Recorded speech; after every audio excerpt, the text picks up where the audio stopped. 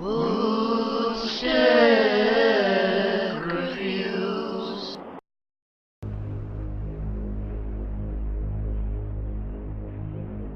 He gets up, sets off for the Bastion, where everyone agreed to go in case of trouble. Bastion is an action role-playing game available on Xbox Live, Chrome, Steam, and Apple products. It was produced by an independent developer, Supergiant Games. You star as the character The Kid, traveling across dreamlike floating landscapes with every action, decision, and movement being narrated by a gritty western-style golden voice by a character in the game called Rux. His voice sounds like if Clint Eastwood and Jesus had a baby together. He talks consistently through the entire game, and will be your main source of information as you explore the world. Even when you meet up with a non-playable character somehow relevant to the plot, he'll interpret the conversation for you. For the first half of the game, you have an appreciation for the narration. I eventually found myself tuning him out as he sort of just rambles on. Since this is the main form of storytelling, the game tends to prioritize scenario over story, which weakens the overall theme. We darn near celebrated when the kid got back, didn't we? Zolf never thought he'd see a fellow her again.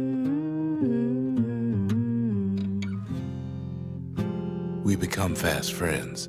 Calamity has that effect on people. But there was more to be done.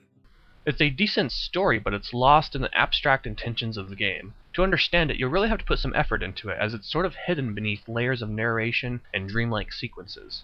The gameplay is a mix between Legend of Zelda and Ratchet and Clank. You have a short-range weapon, a long-range weapon, and a special skill.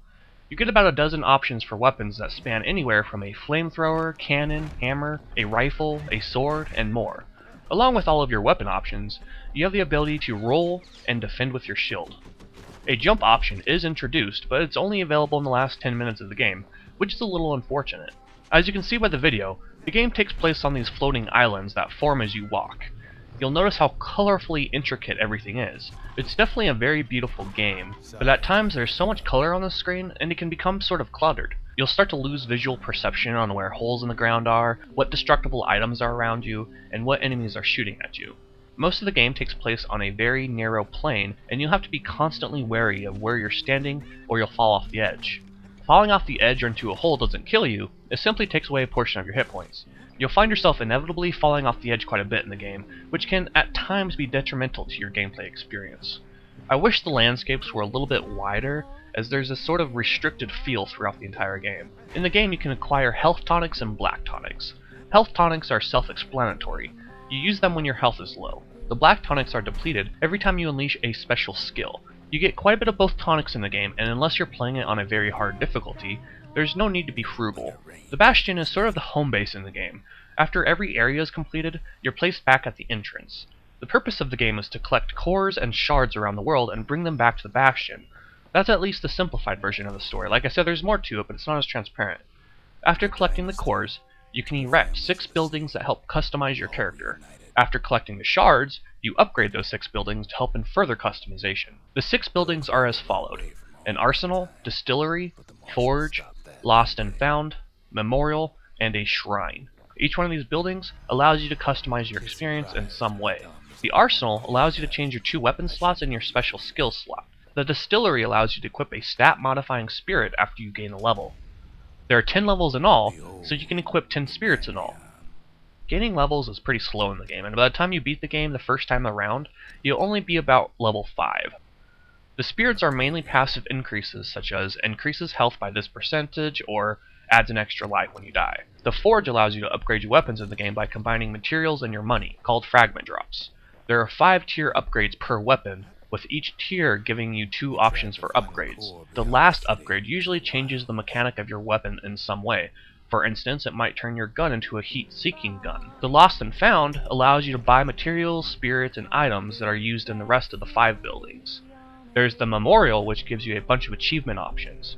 Once you've conquered that achievement, you get compensated via fragment drops. For instance, if you kill 3 objects in a row with a bow, you can go to the Memorial to collect money for that achievement. And lastly, there's the Shrine. Think of the Shrine as a replacement for difficulties such as easy, normal, and hard. You can modify how difficult you want your enemies to be by how much experience and fragments you want in return. Each idol you find in the game can be invoked in the shrine, increasing the difficulty of the enemies in some way. One idol, for example, will improve your enemy's defense against physical attacks. One will increase their speed, and so on.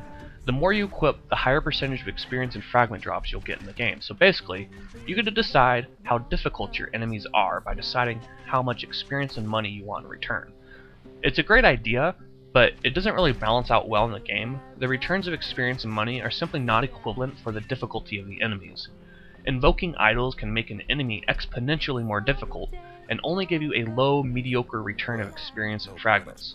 It's not really worth it. The added difficulty is ultimately for your own enjoyment and challenge, and not necessarily for the benefits. There are two different kinds of places in the game. There are the proving grounds and the normal areas that continue the storyline. For each one of your weapons, there's a separate proving ground. On these maps, you can only use that specific weapon and nothing else. You have to do some kind of trial. Depending on how skillful you are at the trial, you can get up to 3 items, with the third item usually being a special skill. So for your sword, for instance, you have to kill every single enemy in a set amount of time. With your bow and arrow, you have to kill a bunch of stationary objects with the least amount of arrows used. I found the challenge level to be relatively easy for most of the trials. The trials are often a little too simplistic, which demonstrates how limited the combat system can be in the game. The most complex mechanic in the game is probably blocking with your shield at the right time, which reflects the damage back on the enemy. In retrospect, the game is only about $15 and 6 to 8 hours long, so the amount of gameplay and customization in that context is really solid. The fact that the game is so short improves the quality of the game. Had it been any longer, the restrictiveness, linear gameplay, and customization would have been more obviously lacking. But don't let my negativity prevent you from buying this game. It's well worth the price, and you'll find yourself being entertained for a weekend. The story execution is a little abstract, the areas are often a little too linear and restricted, but the game in all other areas is a pretty solid experience for the cost and time involved. I give Bastion an A-.